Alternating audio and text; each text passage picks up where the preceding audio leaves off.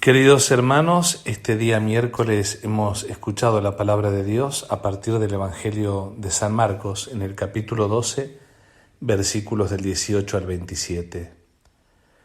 Allí le presentan al Señor una situación particular los saduceos, aquellos que niegan la resurrección, proponiéndole un caso intrincado y difícil, porque lo invitan a Cristo, que predica sobre la resurrección y la vida, de qué manera ha de resolverse la situación de un hombre casado que muere sin tener hijos y deja a la viuda para que sus hermanos cumplan con el deber de dejar descendencia. Lo cierto es que en el fondo de este relato no está el problema de quién va a ser el marido de esta viuda, como lo hemos escuchado, sino particularmente el misterio de la muerte. ¿Qué sucede después de esta realidad que nos roba la existencia? Y para el hombre contemporáneo también sigue siendo un misterio. Aquellos que no creen en Dios tratan de negarla con la afirmación de que todo se reduce a lo biológico. Aquellos que de una u otra forma se escudan en las diferentes ideologías materialistas terminan asumiéndola como si fuera una realidad implacable.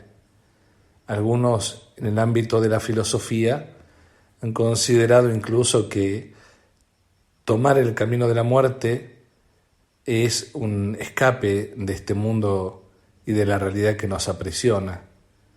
Pero lo cierto es que el cristiano, a partir de la victoria ejercida por Cristo sobre la muerte y el pecado, ve en la muerte una puerta a la trascendencia, a la vida eterna que Dios mismo, en Jesucristo, nos invita a esperar y a guardar como promesa definitiva. Por eso tenemos que hacernos también nosotros la pregunta: ¿creemos que Jesucristo está vivo? ¿O somos parte de un grupo de cristianos equivocados que celebramos a un Dios que ha muerto? Porque a veces parece que nos quedamos simplemente en el acontecimiento de la cruz y no vemos la otra cara, que es el misterio glorioso de la resurrección de nuestro Señor Jesucristo. La muerte en Cristo no ha tenido la última palabra, al contrario, Cristo ha sido la última palabra frente a la muerte. Así lo decía el apóstol San Pablo cuando hablaba a la comunidad de Roma: para esto murió Cristo y resucitó, para ser Señor de vivos y muertos. Dios, decía también el apóstol, no es Dios de muertos sino de vivos. Puesto que el Señor de muertos está vivo, los muertos ya no están muertos sino vivos. Así también predicaba de modo particular San Anastasio de Antioquía. Es decir, este Cristo resucitado de entre los muertos es aquel que ya no muere más. Por eso la muerte no tiene la última palabra en la existencia y en la vida del hombre. Es Dios el Señor de la vida y de la historia de cada hombre. Porque inclusive, aunque tú lo negaras a Dios, Dios al final de tu vida, es decir, en tu muerte, saldría a tu encuentro, pues Él te ha creado.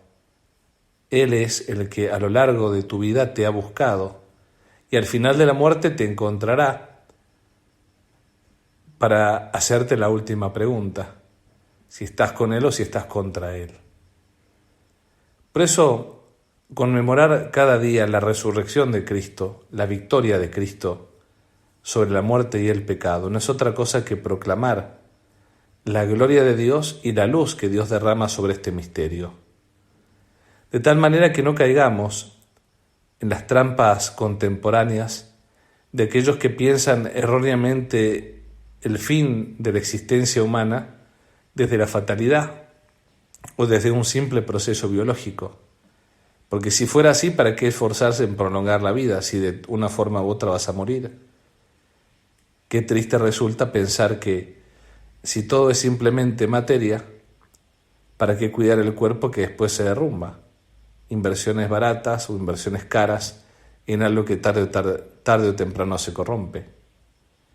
En cambio, qué diferente es pensar que el ser cristianos nos impulsa a cuidar nuestro cuerpo como templo del Espíritu Santo, nos impulsa a saber que somos resucitados y librados de la corrupción a partir de la participación de la gloria que la resurrección de Cristo nos ha ganado. Evitemos también caer en la trampa contemporánea, pero que viene ya desde antaño, de creer que vamos a estar reencarnándonos continuamente después de morir para renacer en otra cosa, en un animal, en otra persona, porque sería estar siempre encerrado de manera cíclica en la fatalidad de muerte y reencarnación. En fin, el plan de salvación no está plenamente todavía realizado, pero sabemos que al final de nuestra vida Cristo completará lo que ha empezado en nosotros. Hemos sembrado la semilla de la vida a partir del bautismo y desde este primer sacramento todo se tensiona a la vida eterna, de tal manera que cuando resucitemos seremos como el Señor lo anuncia, seremos resucitados con cuerpos gloriosos, livianos, llenos de luz, a la medida de este Cristo Jesús, que no está muerto, sino que está vivo y ha resucitado. Perdón por la extensión de la reflexión el día de hoy, pero valía la pena. Que Dios te bendiga. Amén. A tus órdenes.